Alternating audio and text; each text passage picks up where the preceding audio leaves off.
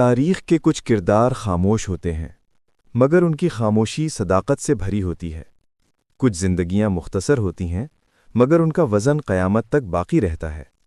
یہ کہانی ہے ایک ایسے نبی کی جن کی پوری زندگی حق کی گواہی تھی، حضرت یحییٰ علیہ السلام۔ حضرت یحییٰ کی آمد خود ایک معجزہ تھی۔ قرآن گواہ ہے کہ ان کے والد حضرت زکریا نے بڑھاپے میں، تنہائی میں اللہ سے اولاد کی دعا مانگی، اور اللہ نے نہ صرف دعا قبول کی بلکہ ایک ایسی اولاد عطا کی جو پاکیزگی، علم اور تقوی کی مثال بن گئی۔ قرآن کہتا ہے کہ یحییٰ کو بچپن ہی میں حکم عطا کیا گیا، یعنی دانائی، فہم اور حق کو پہچاننے کی بصیرت۔ وہ بچپن ہی سے نرم دل، پاک نفس اور دنیا سے بے رغبت تھے۔ قرآن انہیں پاکیزہ، پرہیزگار اور نیک قرار دیتا ہے۔ وہ نہ ظالم تھے، نہ سرکش، نہ والدین کے نافرمان۔ ان کی زندگی کا ہر لمحہ اللہ کی اطاعت میں ڈھلا ہوا تھا۔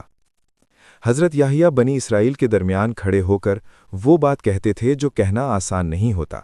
وہ حق بولتے تھے، بغیر خوف کے۔ وہ گناہ پر خاموشی کو جرم سمجھتے تھے۔ انہوں نے لوگوں کو توبہ کی طرف بلایا، دلوں کی اصلاح کی دعوت دی اور شریعت کی پاسداری سکھائی۔ لیکن حق ہمیشہ خوشائن نہیں ہوتا، خاص طور پر ظالم حکمرانوں کے لیے۔ اس وقت کا بادشاہ جو گناہ اور نافرمانی میں ڈوبا ہوا تھا، حضرت یحییٰ کی صاف گوئی سے نالاں تھا۔ یحییٰ نے اس کے حرام عمل کو حرام کہا، کیونکہ نبی حق کو مصلحت پر قربان نہیں کرتے۔ یہی صداقت ان کی آزمائش بن گئی۔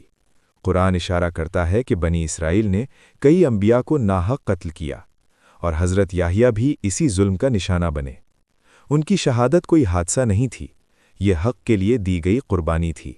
نہ کوئی چیخ، نہ بغاوت، صرف صبر، یقین اور اللہ پر کامل بھروسہ۔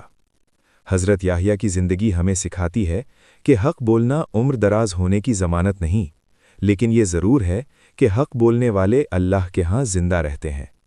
یہ کہانی ہمیں یاد دلاتی ہے کہ سچ کی قیمت ہوتی ہے، مگر اس کا اجر ہمیشہ رہتا ہے۔